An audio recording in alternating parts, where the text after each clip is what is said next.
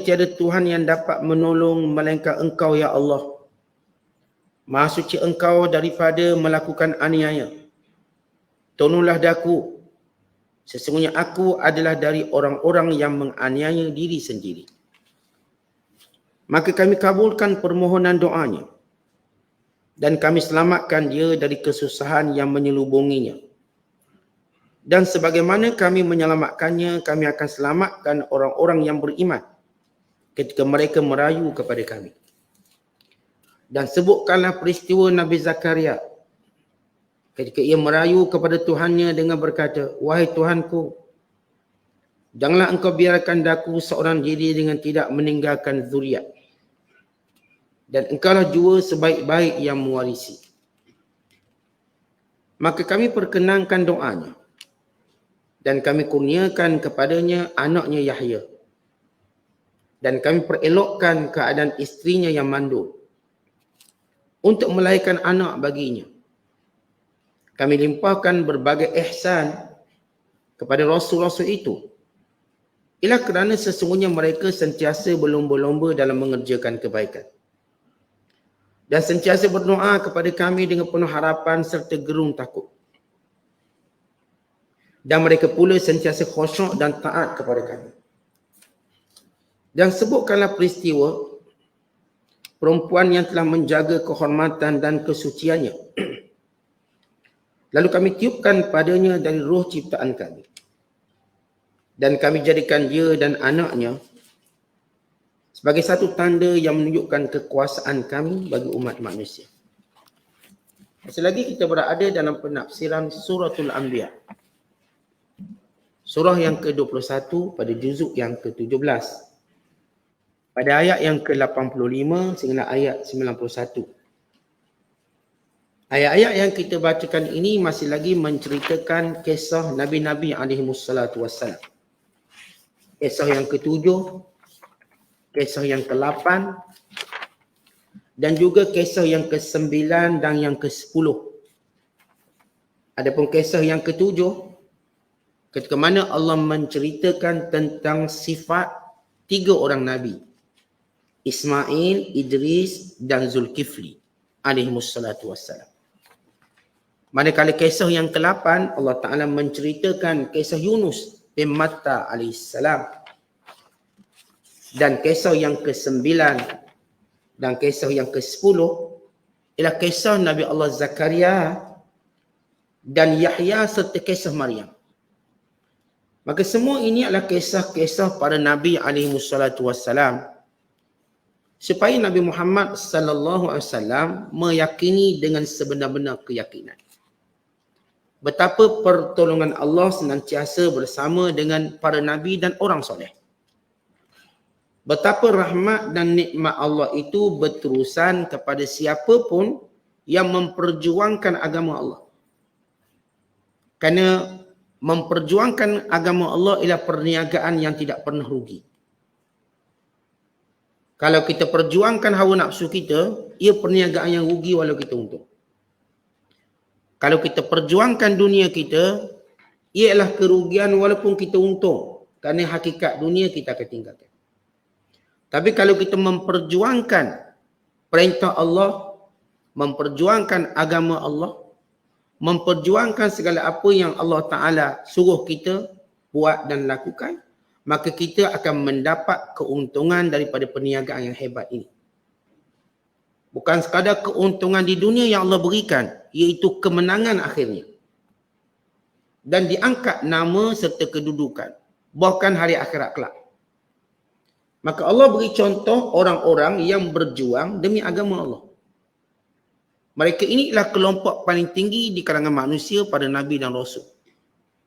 Sebab para Nabi dan Rasul tidak pernah dalam satu hari mereka berfikir untuk berjuang hawa nafsu mereka. Tapi agama Allah. Yang mereka marah, yang mereka suka, yang mereka benci, yang berkait dengan segala watak dan sifat mereka, semuanya kerana Allah. Supaya kita menilai kembali cara hidup kita, watak hidup kita.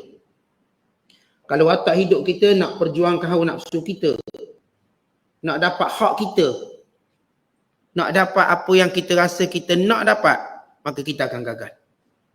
Kita akan kecewa. Bahkan kalau kita dapat sekalipun, kita tak akan bahagia. Supaya kita tahu matlamat terbesar hidup ni apa. Apa matlamat hidup terbesar? Kalau matlamat hidup kita cuma nak anak, kita akan kecewa. Cuma kita nak suami, kita akan kecewa. Nak isteri, kita akan kecewa. Kalau kita nak Allah, maka kita akan diberikan semua benda tu. Berkekalan bersama kita akhirat kelak. Isterinya, anak-anaknya, bahkan segalanya. Maka oleh kerana itu kisah Nabi-Nabi alaihimussalatu wassalam sebagai satu pedoman pada semua manusia. Dan kepada Nabi Muhammad sallallahu alaihi wasallam sebagai hiburan pada baginda. Dan kita baca satu persatu kisah dan Nabi-Nabi yang disebut oleh Allah. Kerana Allah tak akan sebut nama melainkan yang penting. Macam kita jadi pengacara majlis, kita sebut yang dihormati siapa? Fulan, fulan, bin fulan. Orang disebut tu tak ramai. Kerana orang tu hebat dan penting. Maka dalam Quran yang hebat, yang merupakan teks kepada manusia, yang merupakan ucapan kepada manusia, perintahnya pada manusia, maka Allah sebut watak-watak manusia yang hebat. Kata Allah, wa Ismail, wa Idris, wa Zulkifl. Dan Nabi Allah Ismail, Nabi Allah Idris dan Nabi Allah Zulkifli. Baik, kita kenal Nabi Allah Ismail, itu anak kepada Nabi Allah Ibrahim. Allah Ta'ala menceritakan bagaimana Nabi Allah Ismail ini seorang Nabi yang amat sabar. Sabar ketika mana mendapat arahan supaya disembelih. Bahkan dia berkata kepada ayahnya, ya abati, wahai ayahku, lakukan apa yang Allah perintahkan. Satajiduni insya'allahu minas sabirin. Kamu akan dapati aku orang sabar. Bahkan ketika mana Nabi Allah Ibrahim diperintahkan menyembelih Nabi Allah Ismail, membawa ke satu tempat. Bawa ke satu tempat di kawasan Mina. Maka kata Nabi Allah Ismail, tak payah ikat saya ayah. Tak payah ikat. Sembelih tu. Dia sabar, bersedia. Nabi Ibrahim kata tak boleh, kena ikat juga. Takut sekarang ni kamu sabar, nanti kamu lari juga. Maka diikat. Kisah pengorbanan yang akhirnya Allah berfirman, wafadainahu bidzibhin azim. Lalu kami gantikan Ismail dengan korban besar, yakni biri-biri. Tapi Nabi Allah Ismail sedikit pun tak rasa kesal sebab ayah dia buat perintah Allah. Supaya kita nilai balik, kita pernah tak rasa kesal bila buat perintah Allah. Kadang-kadang orang-orang yang kita dekat kita buat perintah Allah, dia tak buat pun benda larangan Allah. Tapi kita tunjuk rasa kesal, rasa atau sikap emosi tak betul, maka kita salah. Siapa pun yang melakukan perintah Allah walau kita tak suka, siapa yang buat benda yang kita katakan bukan larangan, maka kita tak ditunjuk sikap kesal. Maka Nabi Allah Ismail tak tunjuk apa pun rasa kekesalan. Tak ada kata ayah dah lah datang, sekali-sekala datang nak sembelih pula. Kalau kita tahu kedatangan Nabi Allah Ibrahim ke Mekah, Nabi Ibrahim dia tak lagi Mekah saja-saja. Dengan perintah Allah dia kena pergi. Dia pergi kali pertama untuk meninggalkan Ismail dan Hajar. Perintah Allah. Dia pergi kali kedua untuk menyembelih Nabi Ismail. Dia pergi kali ketiga untuk menyatakan perintah Allah supaya membina Kaabah. Dia pergi kali ketiga tak jumpa. Kali keempat tak jumpa. Kali kelima jumpa. Maka dibina Kaabah. Dan diseru manusia menunaikan haji. Lepas tu Nabi Allah Ibrahim tak datang. Sebab dia datang dengan perintah Allah je. Nabi Ismail tak pernah kata kesal ayah kenapa ayah ni datang sekali-sekala. Jarang-jarang. Tak nampak patah hidup. Dia datang-datang suruh buat kerja. Nabi Ismail tak pernah mengeluh. Dia sabarkan tahu ayahnya tak buat melainkan dengan perintah Allah. Supaya kita yang saya katakan tu, jangan kita duk mengeluh orang-orang yang dekat dengan kita bila dibuat perintah Allah. Marah suami pergi sembahyang, marah, mengeluh. Marah suami pergi menuntut ilmu sebagai contoh. Kita marah isteri kita buat benda-benda baik sebagai contoh. Maka watak ni watak yang tak betul. Kemudian Nabi Allah Ismail sabarnya dia kerana dia pernah ditinggalkan di padang tandus. Sabar. Pertama disembelih, yang kedua ditinggalkan padang tandus. Daripada kecil sampai ke besar. Sabar dia. Bukan ditinggal dekat mall. Kau tinggal kat mall tak apa. Tinggal kat pusat beli belah. Dia tinggal di padang pasir. Tak ada orang, tak ada makhluk, tak ada manusia. Nabi Allah Ismail sabar daripada kecil dia tinggal sampai besar. Dan sabar Nabi Allah Ismail dalam membina Kaabah. Tetapi bina Kaabah ni bukan macam hari ni kita buat construction, ada crane, ada apa. Semua angkat batu dengan tangan. Angkat batu, susung batu. Ditinggikan. Batu tu bukan ringan, berat. Maka Nabi Allah Ismail sabar sehingga selesai pembinaan Kaabah. Tanpa mengeluh sedikit pun. Tak ada kata penatlah, itulah, inilah. Maka dek sabar Nabi Allah Ismail, Allah anugerahkan dan muliakan daripada keturunannya lahir Nabi Muhammad sallallahu alaihi wasallam. Dan demikian juga Nabi Allah Idris alaihissalam. Kata Abdullah bin Umar bahawa Allah Ta'ala membangkitkan Nabi Idris kepada kaumnya untuk kembali kepada Allah, lalu mereka engkar. Nabi Idris, Nabi yang dilahirkan pada kurun keempat. Maksudnya selepas Nabi Allah Adam AS wafat, maka yang menjaga syariat dan menjaga manusia Nabi Allah Syis. Nabi Allah Syis ialah anak pada Adam. Dan bila Syis meninggal dunia, maka umat manusia mula sesat. Dan mula tunjukkan keingkaran mereka dan nak bersembah berhala. Maka Allah bangkitkan Nabi Idris. Maka Nabi Idris melawan mereka. Mencegah mereka sehingga Allah binasakan mereka. Dan kembali manusia pada agama Tauhid. Sehinggalah sampai ke 1000 tahun. Maka kembali mereka menyeleweng. Maka Allah bangkitkan Nabi Nuh. Nabi Allah Idris AS juga sabar menghadapi kelenah kaumnya. Dan merupakan Nabi pertama yang menggunakan jarum dalam menjahit. Dan yang pertama memakai baju yang dijahit. Kalau sebelum ini manusia memakai pakaian daripada kulit. Dia ambil daripada kulit binatang, tu pakai. Datang Nabi Allah Idris, maka Allah Ta'ala jadikan, Allah berikan ilmu untuk dijahit. Seperti tahu menjahit ni asalnya kerja lelaki, bukan kerja perempuan. Dan sampai hari ni pun kita tahu kalau sebut expert menjahit ni lelaki juga. Lelaki yang ada kemahiran menjahit. Yang pertama menjahit Nabi Allah Idris. Dan Nabi Allah Idris AS yang pertama mencipta senjata. Kerana dia berperang dengan orang yang ingkar pada Allah. Yang pertama, mencipta senjata, persiapan untuk perang dengan golongan yang menyembah berhala. Kerana pada zaman Nabi Allah Idris, penyembah berhala ni dia tak ramai dan berjaya ditumpaskan. Berbeza dengan zaman Nabi Nuh. Penyembah berhala ni ramai, yang berpegang dengan kebenaran sikit, 40 orang. Maka perbezaan. Namun Nabi Allah Idris antara Nabi yang sabar dengan kerenah kaumnya. Dan Zulkifli. Baik Nabi Zulkifli. Apakah kesabaran dia? Kesabaran dia bukan sebab dia menentang golongan yang menentang Allah. Tidak. Kesabarannya dalam melakukan keadilan pada rakyat. Di mana Nabi Allah Zulkifli adalah seorang raja. Dan untuk dapat raja tadi, dia telah disyaratkan. Iaitu tidak makan siang hari, yang ini berpuasa. Tidak tidur malam hari, yang ini qiyamul lail, dan tidak marah bila berhukum dengan manusia. Ini 3 syarat yang mana Nabi Allah Zulkifli pegang sungguh-sungguh. Maka Nabi Allah Zulkifli dia tak pernah tidur siang melainkan qailulah. Dan dia berpuasa sepanjang hari. Manakala pada malam hari pula dia tak tidur terus melakukan qiyamul lail. Dan bila mana orang datang kepadanya mengadu masalah, dia tak pernah marah dengan kerenah orang. Dia sabar. Melainkan dalam satu peristiwa. Di mana Nabi Allah Zulkifli, dia dah tetapkan waktu, rakyat dia nak jumpa bila. Dia dah beritahu waktu dia. Hari terbuka dah beritahu. Rakyat dia tak boleh datang malam hari, cuma siang dia. Sebab malam dia nak qiyam. Lalu Iblis menyamar menjadi manusia. Dia nak suruh Nabi Allah Zulkifli langgar syarat. Dengan mendatanginya malam hari ketika dia sibuk beribadat dan mengganggunya, kononnya dia ada masalah. Ya, tuan-tuan, kita kalau orang datang bukan waktunya, kita nak marah lah. Apatah lagi kita dah beritahu waktu yang sesuai jumpa kita.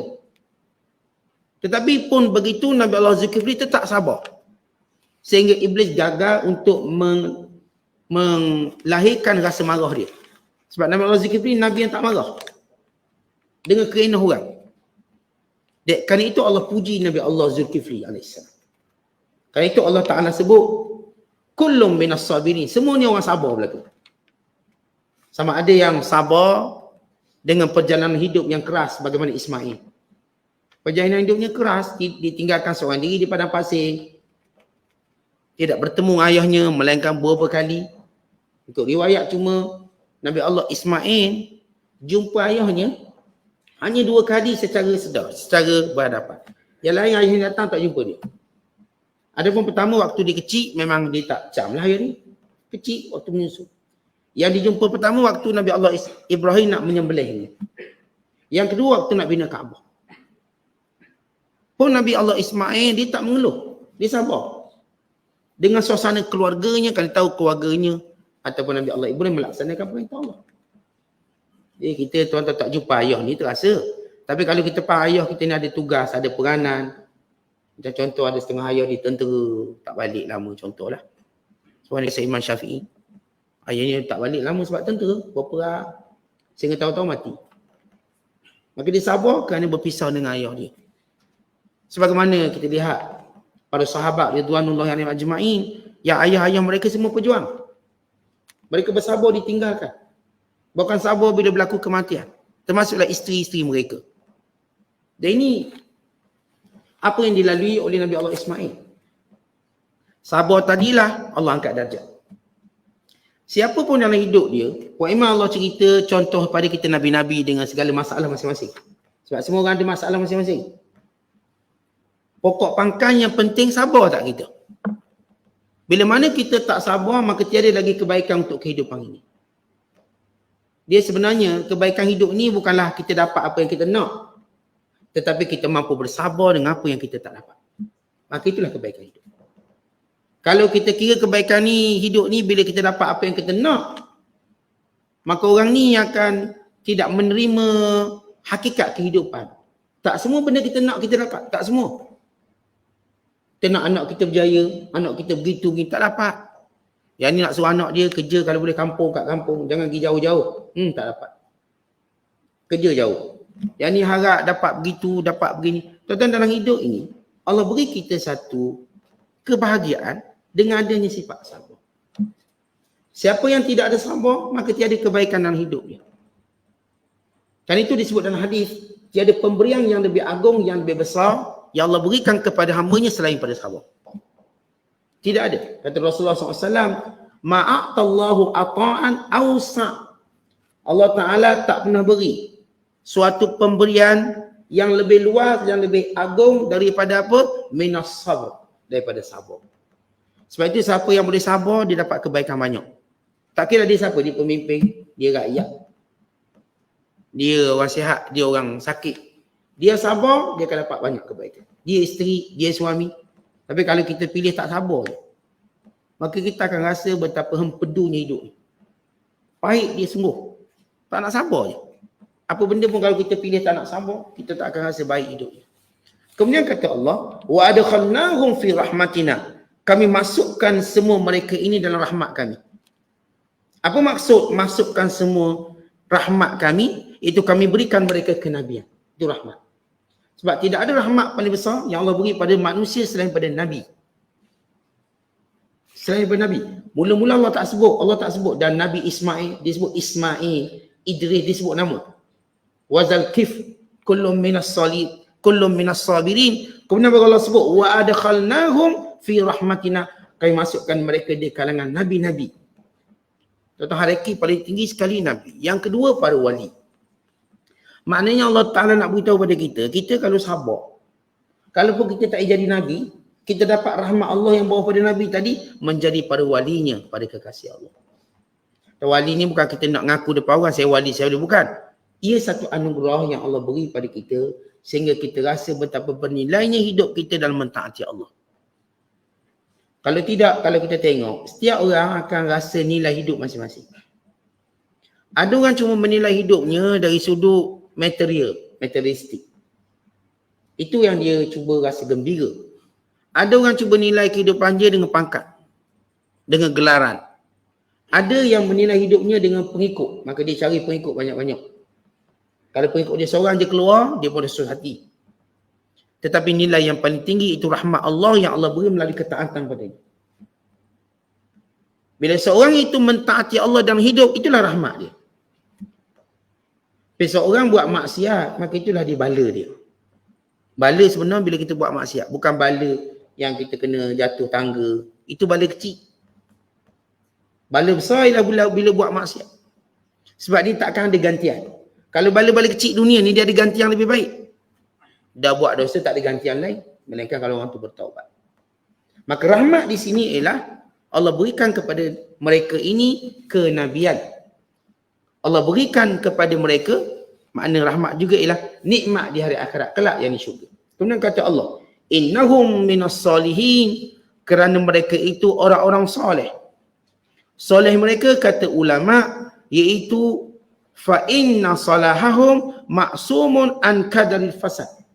Iaitu mereka ini tidak pernah terdedah dengan elemen-elemen yang buruk dalam kehidupan mereka. Kita tahu antara perkara yang perlu kita buat ialah membersihkan diri kita daripada segala kekotoran. Manusia bila tengok badan dia kotor dengan segera basuh. Apatah lagi kalau kotor tu campur busuk. Pada badan, pada pakaian. Tapi manusia yang soleh, bila dia melihat dia ada kekotoran pada hatinya, maka dia cepat-cepat membasuh, menyucikannya. Maka inilah dia orang soleh. Kalau kita sebut pembersih, dia pantang tengok benda kotor, dia akan kutip, dia akan basuh. Tapi pembersih yang sebenar yang Allah sebut dalam Quran, innallaha yuhibbut tawwabin wa yuhibbul mutatahhirin. Allah suka, Allah sayang orang yang membersihkan dirinya daripada dosa. Ini paling Allah sayang. Sebab itu kita nak nilai apakah kita disayangi oleh Allah atau tidak. Sejauh mana kita berusaha untuk bersihkan diri kita dari dosa. Kalau ada itu tanda Allah sayang. Sebab Allah isyaratkan dalam Al-Quran. Allah suka pada membersihkan diri. Maka ini semua para Nabi. Kenapa dia soleh? Sebab mereka ini tidak ada campuran benda-benda buruk dalam diri mereka. Tak ada. Mereka bersih dari dosa. Mereka bersih daripada kesilapan yang menggugurkan darjat mereka. Kemudian sesudah Allah menyebut 3 Nabi ini yang hebat dengan ada latar belakang ujian masing-masing, maka Allah Ta'ala menyebut kisah Yunus pula. Kata Allah, wa Zannun, itu gelaran kepada Nabi Allah Yunus. Zannun izzahaba mughadiban, ketika mana dia meninggalkan negerinya. Negeri apa? Negeri di Iraq namanya Tinawi. Dekat kawasan Mosul, sampai hari ini ada. Dan kubur Nabi Allah Yunus ada di situ. Bandar Tinawi. Di dalam wilayah Mosul, Iraq. Kata Allah, wa Zannun, dan Nabi Allah Yunus. Gelaran kepada Nabi Allah Yunus kerana dia ditelan oleh ikan nun. Maka dia sebut Zannun. Iaitu lelaki yang ditelan oleh ikan nun ketika mana dia meninggalkan negerinya Tinawi, mughadiban, marah. Marah dia kerana Allah. Sebab kaum yang diutuskan berjumlah 100,000 tadi, termasuk rajanya. Di mana diriwayatkan bahawa raja negeri Tinawi namanya Hizkia. Bila Nabi Allah Yunus menyeru pemimpin bernama Hizkia dan rakyatnya untuk mentaati Allah, lalu mereka enggan. Bahkan mereka kufur dan mereka lawan. Lalu Nabi Allah Yunus AS memberi mereka amaran, mereka akan dimusnahkan. Selepas 3 hari amaran tu. Dah lama dakwah, engkau lagi. Sampai ke muncak mereka lawan. Kata Nabi Allah Yunus bin Matta, lepas 3 hari kamu kena azab. Lalu raja di Hizkia ini, atau Hizkia dan rakyat pengikutnya, mula tengok betul janji itu. Hari ni ada tanda ni, hari ni ada tanda ni. Lalu mereka mula kecuk dan takut. Lalu mereka keluar beramai-ramai di padang pasir. Bawa anak-anak, bawa binatang, bawa ternakan. Sehingga terpisah anak-anak kecil daripada ibu masing-masing. Lalu masing-masing menjerit.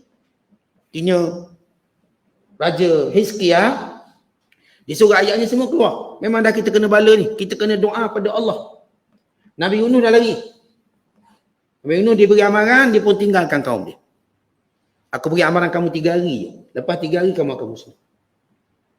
Maka raja ni dan rakyatnya yang jumlah hampir 100,000 kan, yang disebut oleh Allah dalam Quran, melihat tanda-tanda betul. Lalu mereka takut, mereka pakat keluar padang pasir. Bawa semua anak bini, bawa semua binatang ternakan, bawa semua. Lalu anak-anak kecil ini terpisah daripada mak kerana masing-masing kebingungan, takut. Lalu menjerit-jerit anak-anak kecil cari mak masing-masing. Kumpul ramai-ramai, jerit anak. Dan manakala yang dewasa pula menjerit-jerit, berdoa kepada Allah. Moga Allah selamatkan mereka daripada bala. Doa, dan mereka doa biar Allah kembalikan pada mereka Nabi Yunus untuk mereka beriman. Satu-satunya negeri, satu-satunya umat yang Allah tidak binasakan. Yang patutnya mereka dibinasakan. Tapi diangkat kebinasaan tadi disebabkan taubat sebenar mereka oleh semua rakyat, semua. Dia bukan taubat 3-4 kerak, semua. Allah sebut dalam Quran. Falaula kanat qaryatun amanat fanafa'aha imanuha illa qauma Yunus lamma amanu kashafna anhum adzabal khiz fil hayatid dunya wa matta'nahum ila hin. Kalau tidak satu negeri itu beriman, nescaya kami akan membinasakan mereka dan tiada lagi faedah iman mereka selepas itu melainkan kaum Nabi Yunus. Melainkan kaum Nabi Yunus patut dibinasakan kerana mereka beriman seluruhnya dan bertaubat. Kami angkat azab yang menghinakan mereka dalam kehidupan dunia ini dan kami limpahi kepada mereka nikmat sehinggalah hari kematian mereka. Maka Nabi Allah Yunus AS, dia keluar daripada, baginda keluar daripada negeri tanpa Allah izinkan dia keluar. Tanpa Allah izinkan. Dia dah rasa bahawa kaumnya akan dibinasakan. Maka dia pun keluar dalam keadaan marah. Marah dia kerana apa? Kerana kaumnya tidak mau beriman. Kerana Allah dimarah. Sebab itu Allah menyebut izzahaba mughadiban. Dia marah dalam keadaan kemarahan meluap. Dia tinggalkan negerinya dalam kemarahan meluap-luap. Maka kata Allah Ta'ala, ketika mana Nabi Allah Yunus AS keluar dalam keadaan marah, maka dia pun naik satu kapal. Tiba-tiba di tengah laut kapal ombak bergelora. Lalu menjadi kebiasaan kalau ombak bergelora mereka akan cabut undi dan buang orang yang kena undi. Maka dicabut undi puluhan kali kena pada Nabi Yunus. Bukan 3 kali, puluhan kali. Tapi kapten kapal ni dia kenal ni Nabi Yunus, takkanlah dia. Dia orang baik. Mereka meyakini kalau berlaku sesuatu di laut kena dosa. Dan mereka akan buang yang paling berdosa sekali. Maka mereka dapati undi yang ini jatuh pada Nabi Yunus. Maka kapten kapal tu kata, kita undi sekali lagi. Demikian dibuat sampai 10 kali. Akhirnya Nabi Allah Yunus tahu ini adalah isyarat dari Allah, maka dia pun terjun ke laut. Tanpa kapten tu buang dia ke laut. Dia terjun. Sebab kapten dia tahu ni orang baik. Maka ketika mana Nabi Allah Yunus AS, dia terjun sahaja, fasahama fakana minal mulhadin.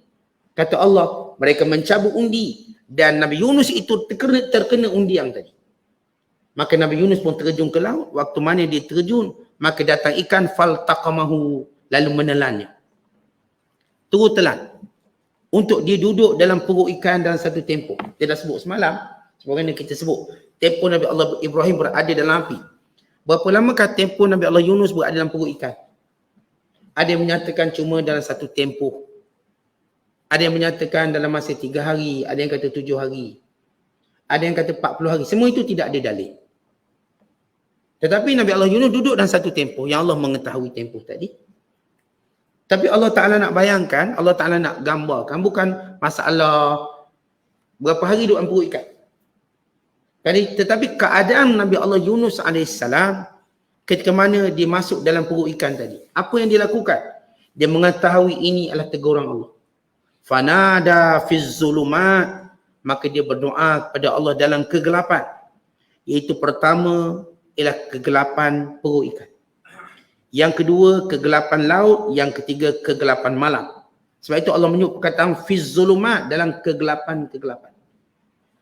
Nabi Allah Yunus berada dalam 3 kegelapan. Pertama ialah kegelapan perut ikan. Perut ikan gelap. Yang kedua ialah kegelapan laut. Laut tu gelap. Yang ketiga ialah kegelapan malam. Laut dah gelap, campur malam pula. Gelap. Ketika itu dia berdoa kepada Allah dengan berkata, Allah ilaha illa anta. Ya Allah, tidak ada Tuhan yang sebenar melainkan Engkau. Subhanak, maha sucimu. Maha sucimu ya Allah. Inni kuntu minadh zalimin. Akulah orang yang salah kerana keluar tanpa izinmu. Keluar tanpa izin. Baik, kesilapan para Nabi ini dipanggil khilafu aula. Dia umpama begini. Umpama kita pergi rumah orang. Bila kita pergi rumah orang, kita pun kata minta izin balik. Itu yang patut kita buat. Walaupun kita tak payah pun minta izin balik lah. Tapi ada seorang tetamu minta izin balik. Apakah tuan rumah ada hak untuk kata jangan balik? Dia tidak ada hak itu, tetapi hak adab dia ada. Jangan balik lagi. Dia boleh kata begitu. Tapi itu bukanlah kewajiban. Jadi kalau seorang tu pergi rumah orang, apakah wajib dia kata saya minta diri dulu atau boleh dicabut macam tu je? Boleh dicabut macam tu, tapi kurang adab. Kalau kita pergi rumah orang, lepas tu kita berbalik. Boleh tak boleh? Boleh. Tetapi menjadi adab kita kata minta izin balik. Saya minta diri dulu boleh. Dan tuan rumah pun dia tak ada hak untuk halang. Dia tak ada kata, tak boleh balik, tidur sini 2 hari. Tak boleh. Dia tak ada kuasa tu. Tapi masing-masing berlawan adab. Tetamu dia akan cakap dengan adab, saya minta izin keluar. Saya katakan dia boleh keluar je begitu, tapi bila dia tak minta izin dia panggil khilafu aula. Apa maksud khilafu aula? Dia bukan kata makruh, maksudnya minta izin tu lebih baik. Sama juga kita tuan-tuan bila kita pergi rumah orang hidang makanan. Perlu tak kita minta izin? Boleh saya makan? Tak perlu. Kerana bila tuan rumah letak makanan, ia memberi maksud izin. Tapi adabnya kita minta. Adab, boleh saya makan? Okey. Atau tuan rumah akan kata, sila makan. Sila makan. Bila dia memintanya, menandakan dia adabnya. Dan bila mana dia tahu ada benda, ia berkait dengan wajib keizinan. Umpama, dia nak bungkus buat balik. Kerana kebiasaan tuan rumah bila dia angkat makanan untuk dimakan kat situ je. Dine in, bukan take away. Makan kat situ. Tiba-tiba kita nak bungkus, bawa plastik letak. Itu wajib minta izin. Wajib. Itu bukan lagi sunat, wajib. Kerana ia menyalahi uruf. Sama macam kita sebut, kalau masjid-masjid buat jamuan. Kita pun nak buat bungkus balik, hukumnya haram tanpa minta izin. Nak minta izin dengan siapa? Siapa mas'ul? Siapa in charge ni? Tak boleh kita makan, tak habis bungkus lah bawa balik. Jangan. Sebab dia letak untuk makan di situ. Uruf tu penting kita faham. Kita pergi masjid, orang perlu letak pisang standar. Kita pun buat balik standar balik. Dosa kita. Kerana urufnya memberi maksud, makan di situ bukan buat balik. Saat saya nak bawa balik, saat dekat rumah saya pok saudara ada, tok saudara, anak saudara. Apa duk bilang keluarga datang? Dia kira yang ada di situ je. Sebab tu kadang-kadang kita ke masjid. Orang pun letak makanan banyak. Kita pun ambil untuk kita, untuk bini kita. Oh bagus bini tak masak ni. Haram kita ambil. Sebab bini kita tak ke masjid. Makanan tu hanya untuk orang ke masjid atau ke surau atau ke tempat itu. Maka kalau kita nak ambil ke isteri kita sebab dia kawasan muslimat tu, dia tak mungkin tak sampai, kita ambil. Itu tak apa, dia ada di situ. Ni bini tak datang masjid. Anak-anak kita pun tak datang, kita kira anak ada 12, tu ambil 12. Maka orang yang duduk dalam masjid ni marah, haram pun dia. Ini penting disebut uruf kita kenapa. Dia kata tuan rumah hidang makanan bukan untuk dia bungkus. Tuan-tuan nak bungkus minta izin. Habis tak makan tak habis kat rumah dia, boleh tak saya nak bungkus? Minta izin dengan dia lah. Saya makan ni tak berselera kat rumah sebab teringat bini. Saya macam tu kalau makan sedap-sedap teringat bini. Boleh tak saya bungkus untuk bini saya? Boleh. Tapi bini saya ramai. Boleh? Boleh. Bungkuslah banyak mana pun. Artinya dalam hal ini dia berkait dengan izin yang wajib. Tapi macam saya sebut tadi, minta diri bukan izin wajib. Khilafu aula kalau tak minta izin. Nabi Allah Yunus dia boleh keluar, betul dia boleh keluar. Tapi dia tidak menunggu keizinan Allah yang sepatutnya ditunggu. Memang Allah dah nak binasakan. Dia dah menyangka bahawa dia silap ijtihad kita bagi. Dia menyangka sudah waktunya keluar. Maka dia pun keluar. Tanpa mendapat izin jelas dari Allah. Dia cuma memahaminya bahawa sudah waktunya keluar. Walau belum. Salah faham ijtihad. Apakah Nabi ijtihad? Ya, Nabi juga berijtihad. Sebagaimana kisah Rasulullah SAW dalam tawanan perang, Nabi berijtihad mengambil bayaran tebusan. Sehingga Allah membetulkan ijtihad Rasulullah. Tak boleh. Kena bunuh musuh ni. Sebab mereka ni bila dibebaskan, dia akan perang lagi. Maka ijtihad Rasulullah dia betulkan. Nabi Allah Yunus juga silap ijtihad. Dia keluar, dia menyangka bahawa sudah waktunya dia keluar. Walau belum. Kerana kaumnya ternyata bertaubat. Dia ingat kaum dia takkan taubat. tiba-tiba mengejut satu kampung, satu negeri, 100,000 orang, mi'atu alfin aw yazidun, 100,000 lebih orang bertaubat sekali serentak. Bawa semua anak-anak, bawa isteri, bawa binatang sekali. Ini taubat paling hebat sekali dalam sejarah yang dicatat dalam Quran. Sebab taubat ni melibatkan binatang sekali dikeluarkan. Anak-anak sekali keluar. Betul-betul mereka menyerah diri pada Allah. Maka Allah angkat musibah tadi. Maka Allah tegur Nabi Allah Yunus AS. Dan kata Nabi, dia tak buat silap bersifat dosa. Tapi silap para Nabi untuk ditarbiah oleh Allah. Tarbiah. Kesilapan para Nabi macam kesilapan anak-anak kecil. Kita ada anak-anak kecil, buat salah tak nak buat. Tapi kita tegur dia untuk tarbiah dia. Abang jangan buat macam ni. Abang jangan buat macam ni. Anak kecil kita, dia masih mempelajari banyak perkara dalam hidup. Maka demikian kesilapan para Nabi alaihissalam, bukan kesilapan bersifat dosa. Maka Allah Ta'ala cerita, bila mana Nabi Allah Yunus melakukan kesilapan, dia cepat-cepat bertaubat pada Allah, berdoa. Kata Allah, fastajabna lahu wa najjaynahu minal gham. Kami mustajabkan doa, itu yang pertama, dan kami selamatkan dia daripada duka cita itu, yang kedua. Itu tuan-tuan bila kena musibah, pertama kesannya pada fizikal kita, yang kedua kesannya pada emosi. Dia panggil al-gham, emosi. Bila kita kena musibah, contoh seorang kena penjara. Secara fizikal, dia mula dihalang daripada bertemu dengan orang. Dan secara dalaman pula, dia akan rasa, dia panggil inkibab, tekanan, stres. Maka kata Allah, kami bukan sekadar lepaskan Nabi Yunus daripada musibah masuk dalam perut ikan tadi. Bahkan kami hilangkan duka cita dia. Rasa galak tadi hilang. Dihilangkan rasa sedih dia. Diriwayatkan kisah Nabi Allah Yunus AS ini. Ketika mana ditelan dalam perut ikan oleh Imam Baihaqi daripada Sa'ad bin Abi Waqqas radhiyallahu ta'ala anhu, Nabi sallallahu alaihi wasallam bersabda, doa Zinnun dalam perut ikan, la ilaha illa anta subhanaka inni kuntu minaz zalimin. Tidak berdoa dengan doa ini oleh seorang Islam, melainkan Allah Ta'ala akan memustajabkannya. Kemudian kata diriwayatkan, Nabi sallallahu alaihi wasallam menceritakan Yunus alaihissalam ketika mana dia berdoa dengan kalimah ini, maka fa aqbalat hazi da'wah tahtal arsy. Doanya ini sampai di bawah arasy Allah. Lalu malaikat berkata, wahai Tuhan, sautun dha'ifun ma'rufun min biladi gharibah. Ya Allah, ini suara yang lemah, datang daripada negeri yang jauh. Ketika mana Nabi Allah Yunus doa sebut la ilaha illa anta ini, doa ini terangkat sampai berada di bawah arasy. Lalu malaikat berkata, ya Allah, ini suara yang lemah yang datang daripada negeri yang jauh. Lalu Allah berfirman, ama ta'rifuna dzaka? Kamu tahu tak suara siapa? Kata Allah. Lalu mereka berkata, la ya Rabb wa man huwa? Kami tak kenal suara siapa ini. Suara siapa ya Allah? Maka Allah berfirman, abdi Yunus, hambaku bernama Yunus. Qalu, lalu malaikat kata, abduka Yunus alladhi lam yazal yurfa' lahu amalun mutaqabbalun wa da'watun mujabatun. Qalu ya Rabb, awala tarham ma kana yasna'u fil rakha fatunjiyahu minal bala'.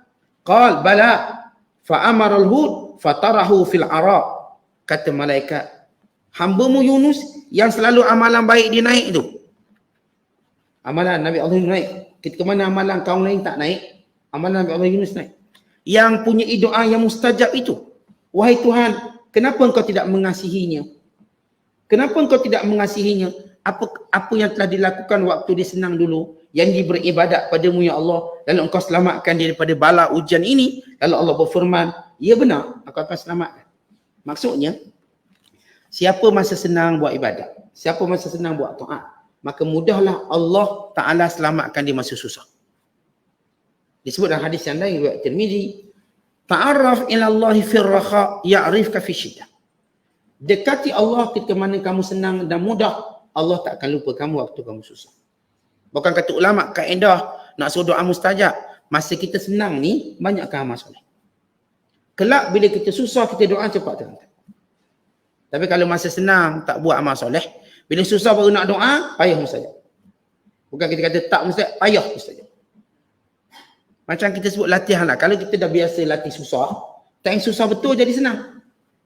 Kita dah biasa berlatih susah. Walaupun kita senang, kita saja berlatih susah. Time susah betul, kita senang. Sebab kita dah biasa. Maka demikian kelebihan orang melakukan amal soleh. Maka Nabi Allah Yunus bin Matta alaihissalam, Allah Ta'ala selamatkan dia dari ujian dan musibah tadi. Lalu Allah sebut dengan kata ini, dengan perkataan ini. Wa kadzalika nunjil mu'minin. Demikianlah kami selamatkan semua orang beriman. Nak beritahu, yang baca doa la ilaha illa anta bukan khusus pada Nabi Yunus. Bukan siapa pun di kalangan hamba Allah yang menyebut kalimah ini, yang berdoa dengan kalimah ini, melainkan Allah menyelamatkan dia daripada musibah.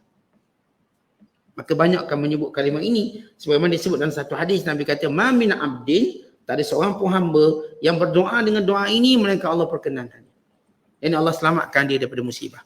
Kerana itu bila kita kena musibah, banyakkan sebut la ilaha illa anta subhanaka inni kuntu minadh dhalimin. Banyakkan sebut. Sehingga Allah melepaskan musibah kita. Kemudian Allah cerita kisah yang ke-9 dan ke-10, kisah Zakaria. Zakaria, Yahya dan juga kisah Maryam. Apa kisahnya? Wa Zakaria, dan Nabi Zakaria iznada rabbahu, ketika dia berdoa pada Tuhannya, Rabbila tazarni fardan wa anta khairul warisin. Ya Allah, jangan kau tinggalkan aku tanpa zuriat. Engkau sebaik-baik yang memberi zuriat. Nabi Allah Zakaria dia tak ada anak. Dan umur dia 100 tahun. Manakala isterinya umur 99 tahun. Isterinya bukan sekadar mandul, bukan tua. Maknanya mustahil dapat anak. Bahasanya. Tapi Allah nak ajar kita, tiada yang mustahil dalam doa kita pada Allah. Manusia jangan pernah kena putus asa. Cerita ini memberi isyarat pada Nabi SAW. Supaya tidak berputus asa dengan keimanan orang kafir. Yang rasa orang kafir tak akan beriman, boleh jadi keajaiban sehingga mereka beriman. Dan ternyata begitu.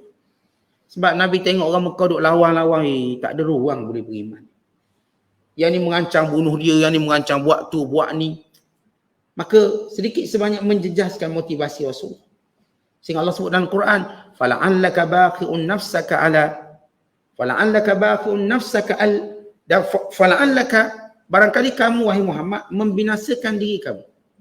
Alla yu'minu bihadzal hadisi asafa. Sebab mereka tidak mau beriman dengan apa yang Allah turunkan. Rasulullah SAW datang sedikit rasa, bukan kita sebut kecewa lah, rasa tekanan dia. Sebab tengok kaumnya tak beriman. Maka Allah nak beritahu, dengan doa tiada satu pun yang mustahil. Harap. Akhirnya kaum yang keras kepala ni menentang Nabi SAW masuk Islam semuanya dalam pembukaan kota Mekah. Dalam pembukaan kota Mekah. Walaupun tempoh tu tadi 20 tahun. 20 tahun. Rasulullah berdakwah ni 20 tahun dalam Mekah, barulah masuk Islam semuanya pada tahun ke-8 Hijrah. Baru masuk Islam semuanya. Tinggal lagi 3 tahun baki umur Rasulullah sallallahu alaihi wasallam.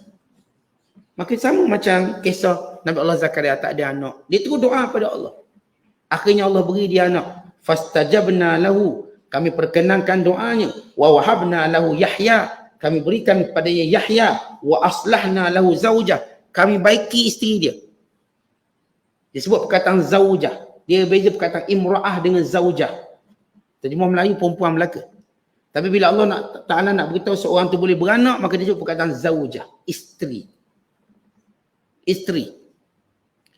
Allah baiki isteri Nabi Allah, yakni Allah, kita katakan pulihkan isteri Nabi Allah Zakaria sehingga dia dapat melahirkan anak. Innahum. Baik, kemudian Allah kata, semua Nabi-Nabi yang disebut nama mereka yang dapat pelbagai nikmat, yang mendapat berbagai pilihan, yang mendapat berbagai kurniaan, kenapa mereka dapat semua itu? Sebab apa? Sebab bila kita tengok para Nabi dan Allah perintahkan kita ikut Nabi-Nabi, walaupun kita tak boleh jadi Nabi, tapi apa yang Allah beri pada Nabi-Nabi itu kita akan dapat. Rahmat Allah, kasih sayang Allah, syurga Allah dan segala ganjaran, pahala dan sebagainya. Baik, Allah Ta'ala sebut rahsianya apa? Kenapa Nabi-Nabi ini begitu dirahmati oleh Allah, begitu mencurah nikmat, begitu dekat pertolongan Allah dengan mereka, begitu Allah perkenankan doa mereka? Sebab kata Allah, innahum adalah mereka semua kanu yusari'una fil khairat. Mereka ini berlomba-lomba buat baik. Watak Nabi-Nabi ni semua sama. Berlomba buat baik. Mereka bukan buat baik, mereka berlomba buat baik. Beza tu. Apa maksud berlomba buat baik? Mereka bersungguh-sungguh untuk jadikan amalan mereka terbaik. Itqan kita panggil. Dan mereka bersungguh-sungguh untuk jadikan amalan mereka sesegera mungkin. Sesegera mungkin.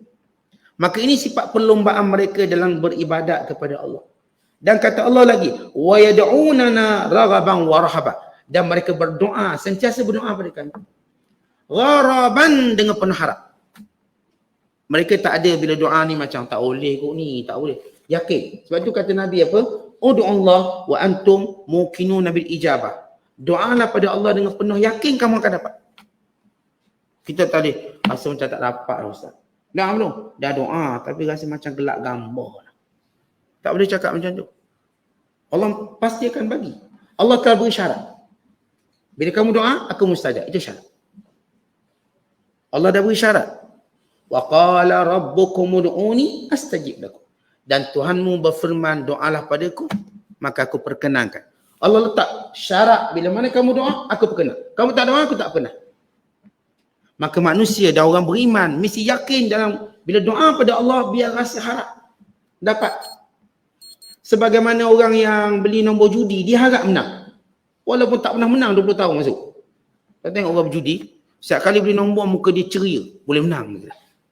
Keluar keputusan, tak boleh menang. Masuk lagi, boleh menang. Tanya pakcik, dalam mana berjudi 40 tahun dah.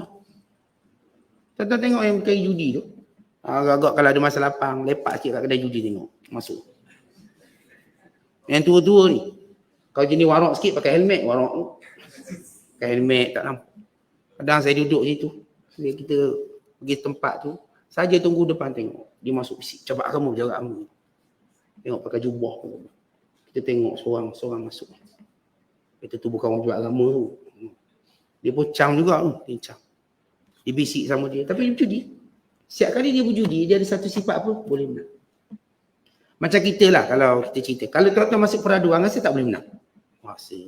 Masa letak kupon menang ni. Baca bismillah menang ni. Tanya berapa kali masuk peraduan? Adalah 100 kali tak menang. Ni kupon minyak Petronas, tak menang-menang. Si minyak Petronas, tak menang-menang. Ni masuk akaun Alfa, tak menang-menang. Tapi bila masuk tu rasa menang. Senang ini, tu tak berani keluar akaun tu, rasa boleh menang Ustaz. Masuk CJ Premium tu, rasa boleh menang. Tuan-tuan, kalau begitu harapan kita pada benda yang ternyata palsu. Kenapa tiada perasaan itu bila kita doa kepada Allah? Bila doa, biar rasa Allah akan beri. Allah akan bagi. Takkanlah selama itu iman kita banding dengan iman orang berjudi tadi. Keyakinan orang berjudi tak ada kemungkinan dia nak menang. Tentu kalau dia tak yakin menang, dia akan berhenti judi lama dah. Orang berjudi ni, dia akan jadi tarik judi. Maksudnya dia akan jadi ketagih judi. Habis kad kredit dia guna. Bukan kadang-kadang sampai jual bini. Kenapa dia masih yakin dia boleh menang? Tanya dia, bila awak ada rasa tak boleh menang? Selagi mana dia kata setiap kali saya masuk, saya rasa boleh menang. Tak-tak macam kita ngai ikan. Ngai je rasa dapat ikan. 10 kali pergi rasa dapat ikan.